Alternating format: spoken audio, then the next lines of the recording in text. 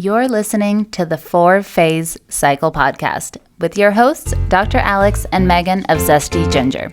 If you're looking to naturally balance hormones and learn how to work with your body instead of against it, you've definitely come to the right place. As a duo of an integrative MD and a functional diagnostic nutrition practitioner and best friends, we use the 4 phases of the female cycle in combination with functional lab work and mindset practices to transform the lives of the women we work with. We also have a whole lot of fun along the way. If you're new around here, it's best to start with season 1 before jumping around and plan to roll up your sleeves. Showing up for ourselves and enjoying our lives is what good health is all about. Just a quick reminder though, this information is not intended to diagnose, manage, or treat disease. Always consult with your doctor before making changes. Hi there, Alex here. I am back for day 5 of our Flowing with Your Cycle series, and I am flowing along right with you guys in terms of my cycle. So it's been very kind of funny to record these as I go through it, and by funny I mean I'm learning all sorts of stuff as I kind of get reminded about what this really looks like, and then as it plays out in my life, I'm just I'm cooking along right there with you all. So welcome back. I know this stuff is a lot of on the surface. Flowing with your cycle really seems like it wouldn't be that big of a deal. However, from anyone, as long as you're following along here and actually taking the actions, what we hear from people and what we have found ourselves is just how much stuff just starts really coming up and coming out. And it's like when we allow, that's the whole deal, right? We are flowing with what's already happening, so it opens up the dam in a whole new way when we stop making life like, oh, it's Tuesday, therefore I should do this, instead of actually saying, where am I and what is my body and my brain and my spirit all working on.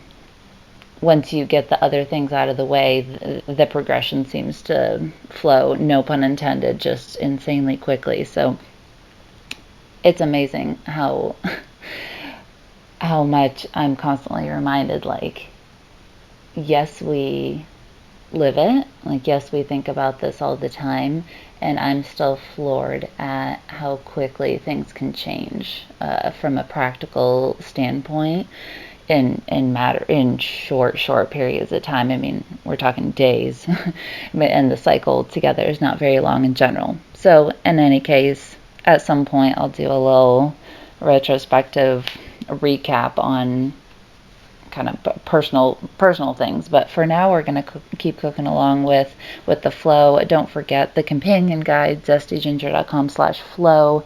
That workbook is going to help you really concretize things. So day 5 is a continuation of day 4 when it comes to release. So we talked about releasing in the big picture view yesterday, and we also talked about making it a little bit more practical if that's what comes through to you.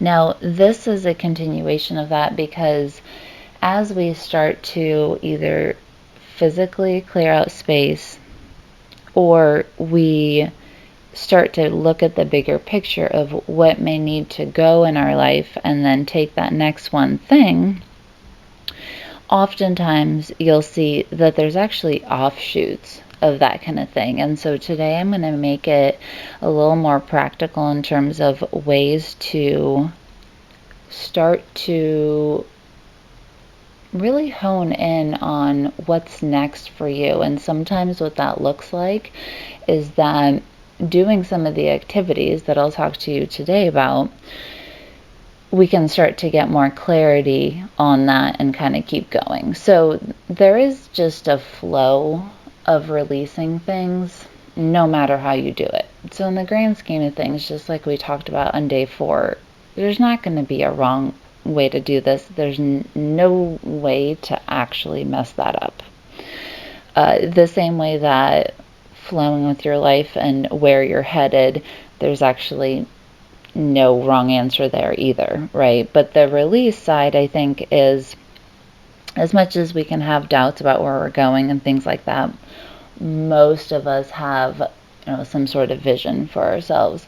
With the release, though, it gets murkier, I think, and I'm certainly interjecting my own interpretation of this here. So if that doesn't resonate for you, don't take it on. But for a lot of people, I think it's things like loss that bring up some hefty things that may not actually, what you're losing may absolutely need to go. I have found it doesn't necessarily mean that the grief and the sadness and things that it brings, the fear of not being safe and like there are very primal built-in safety mechanisms, I think, kick in. And so with that, I think it makes sense to really be gentle on ourselves, but also that's where some of the more practical ideas I wanted to talk today about come into play. Because when we are visioning something good and we feel that it is aligned, the feeling of alignment is the voice that says, like, yeah, that would be awesome. Now, that doesn't mean that there's not like doubts and fears that come in, like, can I do it? Oh, I've never been there before, right? All that stuff's still true. But the way that Megan and I talk about this as an analogy to one another is really like, in that sense, when we're visioning, it's like you're paddling towards the shore. You have a little glimmer. It can be really tiny, but you're like, I think I see land over there. And you're paddling over there, and it feels kind of reassuring. When we're releasing things, it's like paddling away from a shore that you know into open water sometimes. And you're still in the water paddling, but boy, does it feel really different. And I think that's the part that really gets people. And so as we do release things, let's bring it back into the body. For example, we've talked quite a bit about parasympathetic tools on the podcast already. So just as a reminder, things like deep breathing, any kind, and I'm going to talk about a breathing exercise here in a minute. Connecting with the breath, literally what keeps us alive. So any sort of connection to that, where you're bringing conscious awareness to something you're already doing like that, is fabulous. So if nothing else, just sitting quietly and taking some deep breaths, it can be just as simple as that, grounding back into it. Laying with your legs up the wall are things like, parasympathetic tools. I've explained kind of the physiology behind how that works, but generally lifting your legs, drop in heart rate, people feel more calm, easier to feel grounded. Things like getting outside, putting your feet on the ground or being in nature, cuddling with a pet, right? Having the parasympathetic stimulation from being hugged or having pressure. And I think I've told this story on the podcast already, but when I was in residency for anesthesia, there would be, one of our 24-hour calls was the overhead emergencies, codes where people are dying. And there would be other things that would be your job during the day too, but obviously it's completely random and intermittent in terms of when the overhead codes happen. So you would just hear them and you get a page and you'd haul ass down the hallway and get there and do your thing. And to do that all day long and at night, I definitely wanted to have tools like this, but I also, it's a really good example of it wasn't, I'm at work, like I can't just cuddle with my dog, I can't take a bath, like that kind of stuff, where I understand that there's situations where you're just away from a bunch of things, or that kind of stuff absolutely happens. So this is where, let's say I'm walking down the hall, in that case, I can draw big figure eights with my eyes. And if you've been in fight or flight fix, or you're in our health transformation accelerator program, I've explained the physiology, but like drawing big figure eights with your eyes as you're walking down the hall, maybe linking that with your breath, that kind of stuff can absolutely be done. No one, probably most people won't notice unless someone's staring at you. Things like tapping, right? EFT, emotional freedom technique. So that kind of stuff, if you're familiar, again, that's in our fight or flight fix and things like that. Or YouTube is an amazing tapping resource if you haven't heard it from us. And those walking down the hall, being in the grocery store, that kind of stuff, being in the car, like, yeah, maybe you get some funny looks, but in the moment, if you're just working through things, a lot of times the amount of caring that you have the capacity for is less, right? So sometimes you can kind of pick your own comfort level, but over time I've really just embraced being a weirdo, and I encourage you to explore that, whatever that looks like for you, because I think that if, as a society, we kind of gave ourselves what we needed more of the time, there would be a lot less random, like, road rage and screaming at strangers on the internet, right? So even if that feels kind of uncomfortable, just explore it. There's nothing else I need to say about that, but just, are you available to give yourself what you need at any given time? And then things like what I started with, I couldn't get a hug, probably. There's not that many people around, and I don't have my dogs at work and things like that. And so I would get a big stack of blankets from the laundry closets, and I would lay down on the color in bed, and I would just stack them on my body. So like my torso, I would just have a big stack of blankets putting pressure on me. And again, I've gone through like how that actually activates the parasympathetic nervous system. All these things are just taking systems in place that we already have for various other reasons. Like they're evolutionary. All these are doing are consciously activating them, right? Like we can randomly get a hug from someone and be like, oh, I feel better. Or we can be like, hey, this is how the body registers pressure in a big portion of my body. And this is what the nerves and the central nervous system do in response to that, like the vagus nerve. And now, because I know that I'm actually tapping into it, right? So I can get a proxy for a hug, which honestly, not the same, because we're also energetic being, like those blankets don't love me back, at least from what they told me. But the proxy is still there, which is why it's so cool. Like the mechanisms are just built in. So it's like your iPhone has the night mode setting, your body has the parasympathetic nervous system setting. You can activate it or not, that's kind of up in the air, but really the outcome is the same.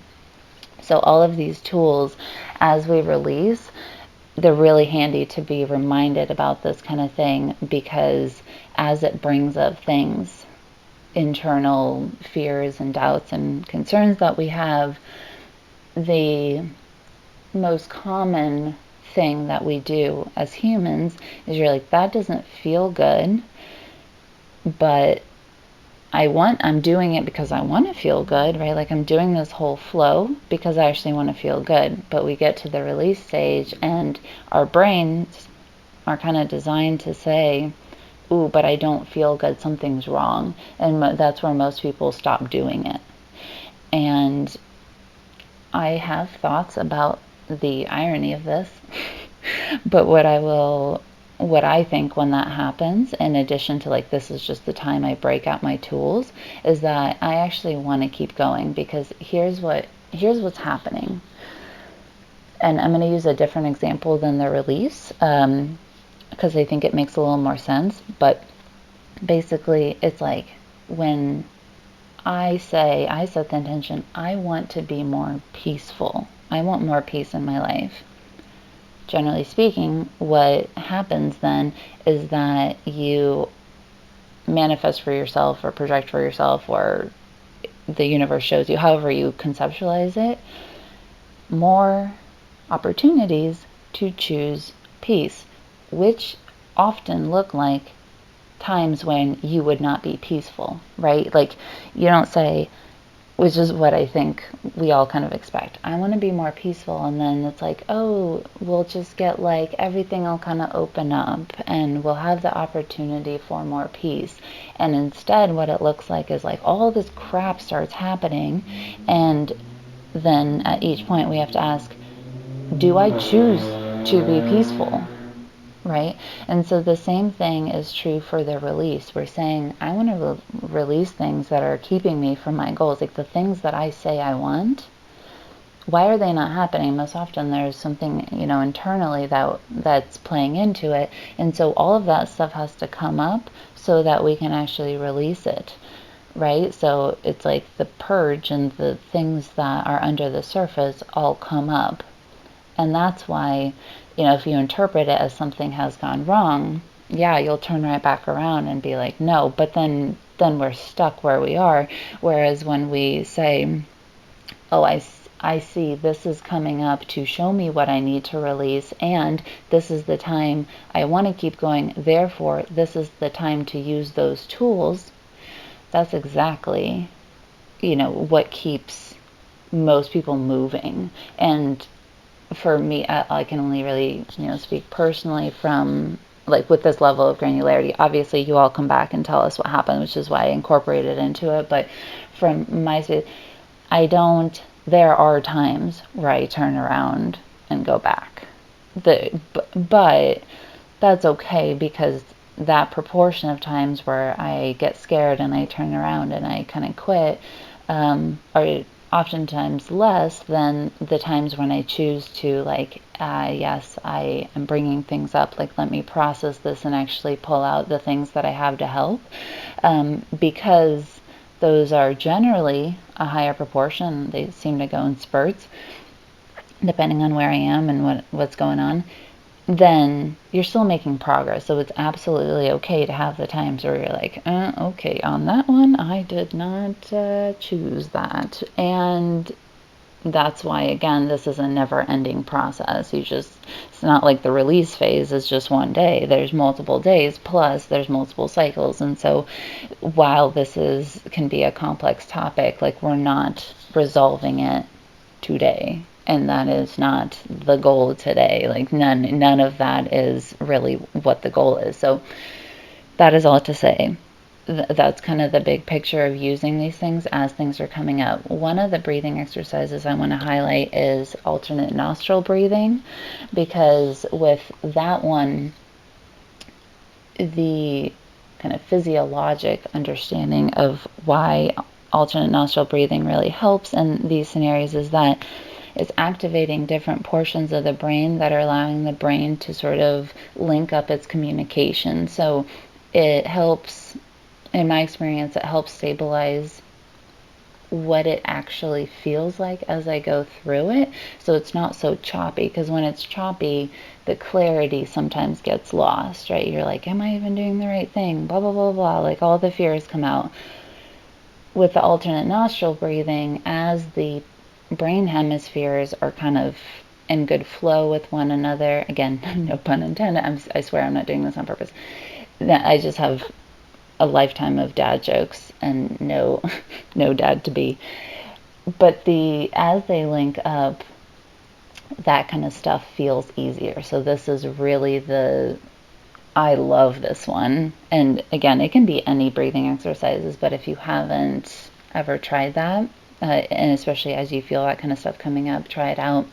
this can also be a really good time for journaling. So sometimes when we have a lot come up, and sometimes it really does come through, like I was talking yesterday, of like, yeah, next thing, that drawer, go clean that out. Okay, but most people aren't going to have a problem with that. But as the big things come up sometimes, and you're like, how do I reconcile what's happening now to actually getting to the point where I'm releasing it?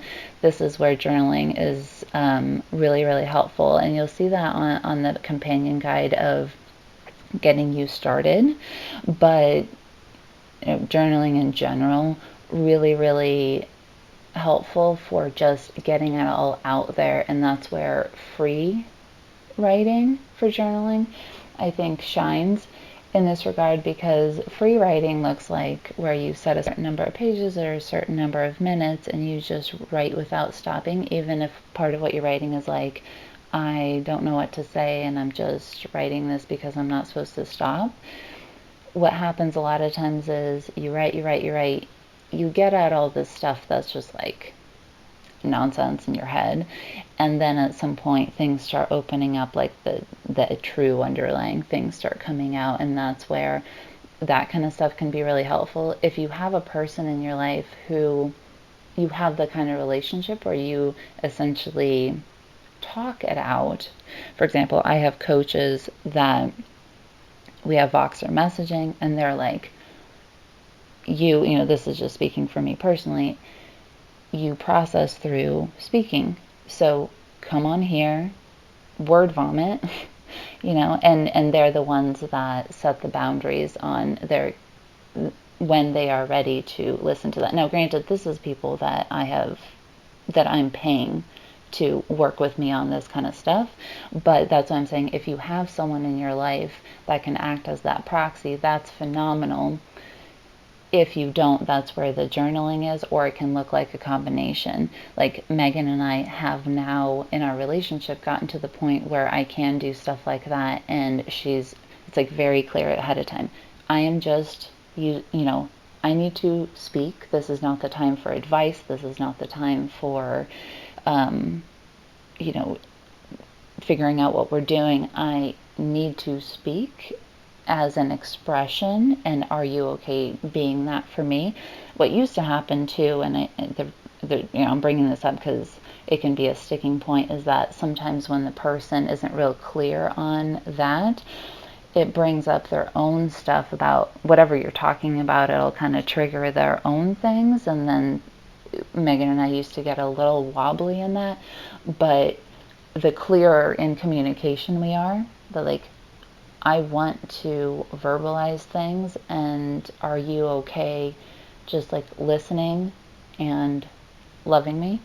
That's it. You just sit there and you're like, I love them. It's actually hard to do. And that's why I bring this up, is that that's not an easy thing. But you can absolutely create that in your life. Like Megan and I, it took us years to sort of stumble our way there, but when you do that intentionally, it can be a much more rapid process, and once you get there, it is very, very supportive and loving. But again, like, wherever you are is totally fine. If you have that already, awesome. You don't have anyone like that at all, awesome. All good. That's why journals exist, I think.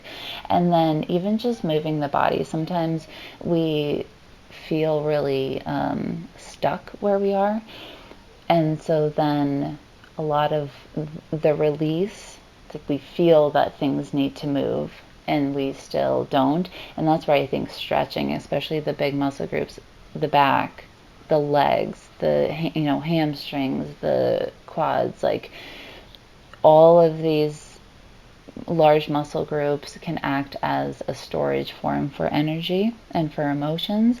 And so sometimes when it's like, I can't even tolerate sitting and breathing, it's too much like sitting with myself, that's when a walk or like a little stretch or something like that is all I got available to me in that moment, and that's cool. So all of these things, hopefully you are getting some ideas on ways to, as you go through this release phase, if there's things that don't feel good, making sure that you're providing outlets for your body to do that. And that helps us keep going, which is ultimately, we want to see it through to the point where we're seeing the outcomes in our life. And so allowing yourself to get there and supporting yourself in the process is the name of the game. And it does get easier over time, like with all of this stuff, because you start to be like, oh, I know this felt really hopeless last time. Then I did this and it actually turned out okay. Therefore, I'm going to keep going. That kind of stuff really helps. Now, there are plenty of times where I can't see anything that positive. But you get through those too. So that's why I can kind of like laugh about it here, even though in the moment it doesn't feel like that at all. But that's the benefit of just keeping going, even if it looks like you're like, wow, this is not what it should look like, or this doesn't look pretty. Fair enough, but keeping going is, from what I understand, really the only choice that we have, because staying still feels like crap, and you already know that, or you wouldn't be listening to stuff like this. So, all right, that is it for our release phase. Thank you so much for hanging with me today. I thank you so much for joining this whole flow and, doing the hard work. We are so proud of you. This stuff is hard sometimes. And we also know that, like, as we do things that challenge us, there's going to be some amazing stuff. So I'm really excited for you. I hope that you, even if you can't like really super feel into it now, that you have at least some little inkling that as I say that, you know it to be true.